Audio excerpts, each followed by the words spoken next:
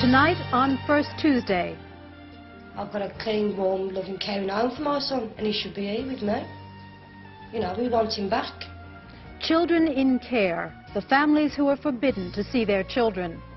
And the IRA bombing campaign 10 years ago. We ask, did they get the wrong ones? There's no way she could even put a screw in a plug, never mind make bombs.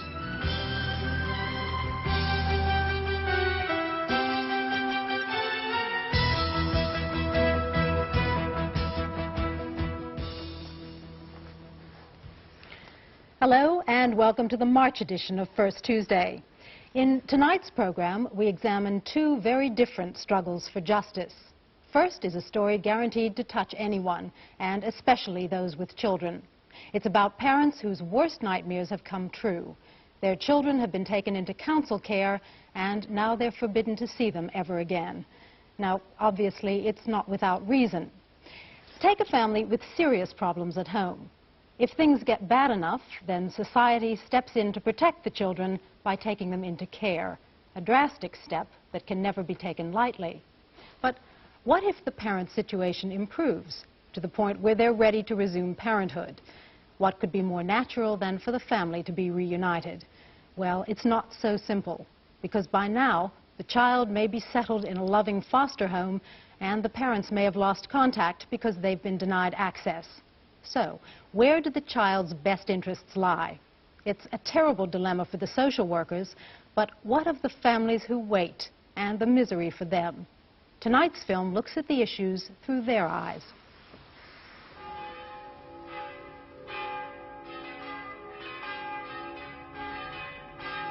The elegant city of Strasbourg in France. Since 1961, it's been home to the European Commission of Human Rights. Malcolm and Lindsay have travelled to Strasbourg to fight for that most basic of human freedoms, the right to see their own child. Their 4-year-old son has been taken into care by his local authority. His parents are banned from seeing him forever. So now, in the very first case of its kind, Malcolm and Lindsay are taking the British government to the court in Strasbourg. It is the very first time I've been abroad, and I've got to come here today to try and get some justice and convince them that the laws in England are at fault. I feel it's an achievement by getting it here, because from the appeal courts, a lot of the families have just given up hope. But myself, I'm not prepared to accept that. The 16-man commission will today make a crucial judgment on whether Malcolm's case is admissible. If it is, the British government will be forced to defend its childcare law in the European Court itself. The Commission has granted Malcolm legal aid to fight this important case.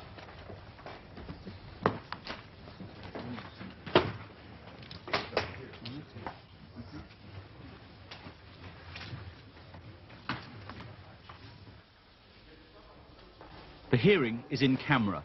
Even his wife Lindsay must wait anxiously outside. But their story began 4 years ago. Although now they live in a pleasant home with 2 of their 3 children, life was not always as settled. Lindsay in particular has had her problems. Serious postnatal depression led to drinking, but that's behind her now. At the time, unable to cope, she went to the social services. We contacted the social services for their advice and to see if they could come and help us. The advice they gave us was that we should place our son into voluntary care, and we said, well, if we place him in voluntary care, it is pure voluntary, that we can have him back as soon as possible. And they said, yes, that's right. I've got the other 2 children home, and I've got a clean, warm, loving, caring home for my son, and he should be here with me. You know, we want him back. Oh, I miss him terrible, I do. I'm thinking about him all the time, day and night. And I'm just fighting as hard as I can to get him back. I keep looking at his photos the same, and he's only 4. He's only a child. We can look after our child quite well. Malcolm and Lindsay have not seen their son for 3.5 years, but his bedroom and toys lie ready for his return. There's more than 100,000 children in care in Britain. So how typical is this family's story? Our experience shows that although certainly some children are removed from their families because they are in danger, it's a far smaller number than many people believe.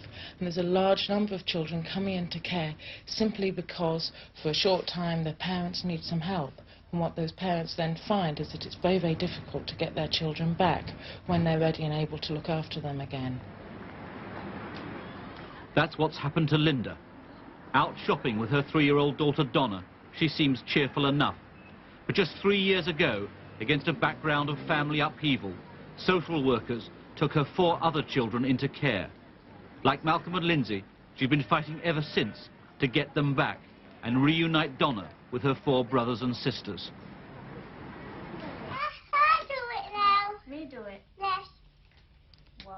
Now Linda is stronger and settled. There's a secure home for Donna. But social workers have told her she will never see her 4 other children again. 7. Linda was in care herself as a child, and from there, life went from bad to worse. I got married in 1975. I had 2 children at the time. My husband had been in and out of prison for burglary and stuff like this. He always used to be beating me up, going with other women. He were even bringing women back to my house while I was there. If I tried to get out the door, he used to lock all the doors and make sure I couldn't get out. You know, and I used to have to sit there. Some of the time, I wasn't even allowed to touch my own children. You know, the other woman who were living with had to do that. He wouldn't let me touch them. It was pretty bad. Linda lived with her unpredictable husband under almost impossible conditions in these run-down flats. And by the age of 22, she'd had 5 children. Life with her husband was punctuated with violence and separations. More than once, the children went into voluntary council care. She was separated from her husband when the social services decided to act. They had evidence that he had sexually assaulted one of her daughters. Apparently it must have been when she was 6-year-old. I just couldn't believe it, you know, I was so shocked. I mean, the little girl, it wasn't his, but I met him when she was 3 months old and he took her on as his own child. And I never could believe that he'd done anything like that to my child, you know.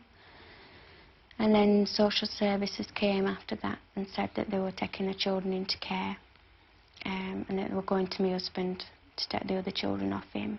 And he were arrested and they took the children into care. For social workers, removing a child from their natural parents is a hard decision, not taken lightly. But social work policy towards natural parents is changing. I think in the last 10 years, what we've actually seen is a complete reversal of social work practice. It seems to me that in the last 10 years, what we've seen is social work is increasing, looking away from natural families and looking toward placing children in brand new families. I once heard somebody call it redistribution of children. And that's a very worrying trend. It seems to me it's a hidden trend, something that people don't know about and aren't aware about.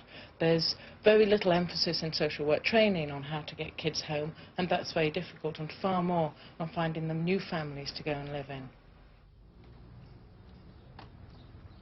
In law, Malcolm and Lindsay, like all parents whose children have been kept in care, have the right to go to court to challenge the social services decision to try to get their child back. But as Malcolm and Lindsay found, that's not always the end of the story. It went on for 3 days and the magistrates came back and they said that the Section 2 is terminated straight away, which means our son can come home. Of course, we was over the moon, weren't we? Mm-hmm. It was really over the moon. They come out the court and one of their solicitors comes over to us, that's a social services solicitor, and he says, I got some bad news for you. And we said, well, what's this? He said, well, while the case was being heard today, unawares to the magistrates, unawares to everybody else, they'd applied at another court and made our son a ward of court, which in actual fact meant that we couldn't have our son home. You know, how on earth can they do a thing like this? Why didn't they inform the magistrates? Why didn't they at least have the decency to tell us what they was doing? With their hopes dashed by the legal manoeuvres of the local authority, the family were forced to consider proceedings in the High Court. By now, it was a year since they'd had their last brief meeting with their son. The last time I seen our son, we had to see him at a neutral place, a children's home, because they didn't want us to know where the foster parents live. They brought our child into the room and sort of, and he came running over to us, picked him up and played as much as we can with him, hugged him and everything. We didn't want to leave him. That lasted for an hour. That's all they'd let us have with him. And he was holding his social worker's hand, but he was pulling away from her, and as if he wanted to come to us. He was crying and holding his arms out, and I just looked back, and that was the last I've seen of him. We had to leave him. He was crying out and holding his hands out to us like this. I'll never forget that day. Never. We thought we was going to be able to see him again after that, but we never have. Linda has seen even less of her children since they were taken into care 3 years ago. She was denied contact from the start.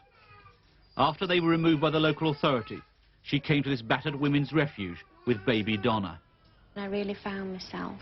I wasn't frightened anymore. There was no violence around me at all. You know, I really settled. You know, and that's where I really found myself. You know, when I was living with me, I didn't know who I was. I really didn't even know what I was, you know, until I went to the refuge. And then I found out I was me. I was a person just like anybody else. We saw her here as an intelligent and a sensible girl that could handle difficult situations well, given the opportunity and given help and guidance. It's wrong, and I say that with all my experience of the children here. It's wrong that the children should not know Linda as their mother. Linda's first court case to win her children back was a disaster. A mix-up over dates meant she had no legal representation. But to her horror, the magistrates still heard the case. It was the one day in her life when she badly needed somebody to speak for her and to ask pertinent questions on her behalf, and she had no one. Without a lawyer, Linda's chances were small. The result, she lost 4 of her children. It was the last time she ever saw them. When I went to go, the children were really upset. You know, they were crying to come after me. You know, and that really hurt me because I cried all the way home. You know, to think that they won't let me have my children back. They're not their children, they're mine, and they won't let me have them back. After their bad experience in court, Malcolm and Lindsay fought on.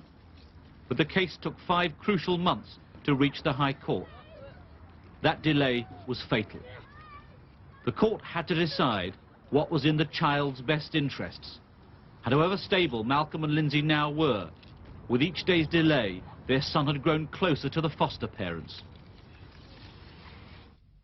Indeed, Mr. Justice Bush was sympathetic, but concluded that the child had been away from his parents too long and should stay with his foster family, with no visits from Malcolm and Lindsay.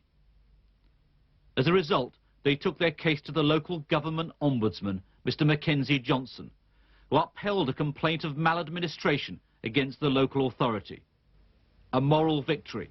Didn't bring Malcolm and Lindsay their son back. When we came out the appeal court, I was told that that was it. That was the finish kind of thing, and that's what a lot of other families have been told, I suppose, you know. But I just weren't prepared to accept that. And we both got down, didn't we, and thought of every little angle, loophole, everything that was going. And somebody mentioned Strasbourg. Now, I thought that they only dealt with criminal cases, and so I've done a bit of inquiries and probed into it, went to the library, got books, and I found out that they deal with all cases. So I got in touch with them. Me not never having things to do with law in my life, I soon picked it up. And it's determination, you know. When your son's at stake, you'll do anything kind of thing. And it's nothing for me to be up till 2 and 3 o'clock in the morning. I try and find various angles. I've got books on all the childcare acts, books on all the procedures for the European Court, childcare. We had to read them over about 3 or 4 times, and a lot of writing, ticking down what's important, what ain't important. I think the solicitors probably learned something from what I've done anyway. So Malcolm decided to be the first person to take a case like this to the European Court and began to take advice. You've gone to Europe under Article 6 and Article 8. Yeah. Article 8 is the right to family life. What kind of judgment can they come to in the end? Well, they'll be considering whether or not the legal processes within England are within the terms of the Convention on Human Rights. We will get a fair hearing there, though, won't we? Really? At Europe, yes, you do get a very fair hearing at Europe. Fathers and mothers like Linda make mistakes and lose their children. It might be easier to bear if there was any guarantee that when local authorities take over parental responsibilities, they would do any better. But they make mistakes too. In the foster home with Linda's 4 children was a boy in his late teens. One night, the foster dad went upstairs to get out to go to the toilet, and this young lad, they found them in bed together. They came and told me what had happened. How old was your daughter at the time? She was 6 at the time. And they came and told me, and I just think to myself, well, children get taken into care for safety. You know, because this has happened to one of my children before. And then they're getting taken into care for this problem. So it's happening in care. There's no safety in care as what they have out here. She was criticised for moving them to and fro. Now, this is exactly what happened when they went into care. They were moved from one children's home to another, from one foster home to another. And whilst they were in a foster home, one of the children was sexually assaulted, which is an appalling thing to happen. So the children haven't won in the end. They have suffered always. I have 3 children, 2 eldest. They're both in care. This is a group of parents in Linda's town who have joined together to fight for their rights as natural parents. Kids get taken into care and they don't want the parents to have them back. Yeah. Disquiet over the way natural parents are cut off from any contact with their children has grown. As a result, a new law has just been passed. This enables parents to go to court to apply for access, the right to see their children in care. The new law's code of practice emphasises that for the majority of children there will be no doubt that their interests will be best served by efforts to sustain links with their natural families. But will it mean fundamental changes? Nobody should let themselves think that this new law is going to change everything at a stroke, that there won't be any more problems like this ever again because everybody will be able to go to court. It'll only help a very few parents of children in care, and it won't help any of the other relatives or those children if they wanted to go to court. More importantly, what it won't do is change social work practice. It won't stop large numbers of children still being taken into care, sometimes for very poor reasons. It won't stop social workers almost ignoring natural families once children have come into care. And it also won't stop social workers putting more energy and time into settling children into other people's families rather than concentrating on trying to get those children back into their own families that they came from. But it's from here, in Strasbourg, the European Court, that more far-reaching changes in natural parents' rights might spring. But the first crucial step is for these commissioners to decide whether the test case brought by Malcolm is admissible. 9 out of every 10 cases are turned down at this stage. The case is more than just a legal precedent for Malcolm. It's the climax of a 3.5-year-long legal battle. Lindsay and Malcolm have exhausted all other legal possibilities. This is their last chance. We are fighting for our son. Win or lose, then in later life we will know of the fight we put up to get him back. But even if you actually win this case, it's no guarantee that you will see your son, is it? There is no guarantee, no. But I've at least got the benefit of beating the UK government. After all said and done, I'm on my own. The government have got an army of people behind them, and it's myself versus them. Malcolm and Lindsay had an agonising 24-hour wait with their other children back in England before the verdict came through. It was on the Friday morning when the telephone rang. I had a cup of coffee in my hand. It rang. I jumped. I was so scared. Malcolm answered the phone, and I just seen his eyes light up.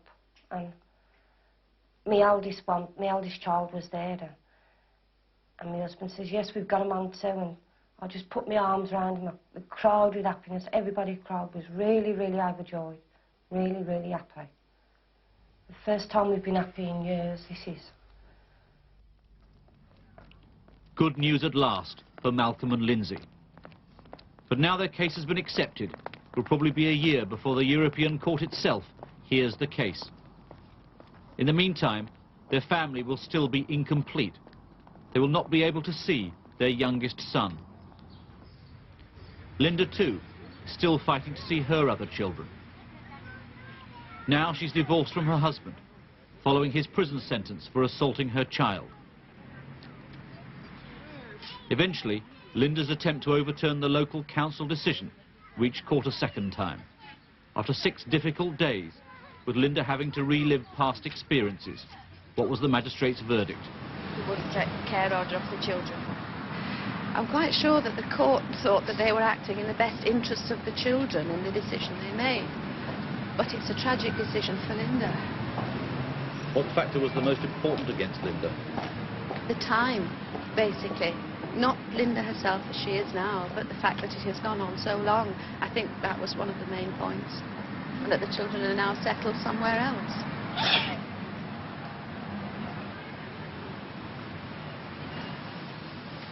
Linda has been punished for a crime that wasn't hers. And Linda's punishment is for a lifetime. His was only a short jail sentence. But Linda has lost the children forever. And it is an appalling punishment. Well, Linda and many of the parents like her are now even more determined to reverse what they see as a gross injustice, and the legal fight to see their children goes on. After the break, the strange case of Aunt Annie's bomb factory.